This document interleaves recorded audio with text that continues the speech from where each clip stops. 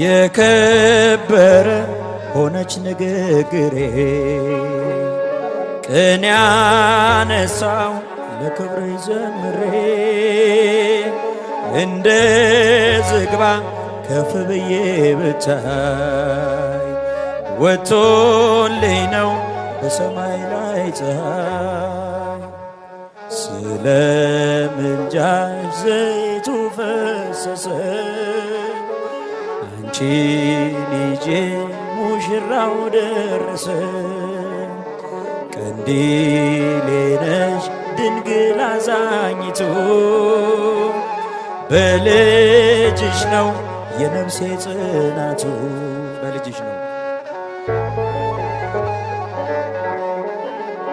ሁላችሁም ኪዳነ ምሕረት የእረፍቴ እናት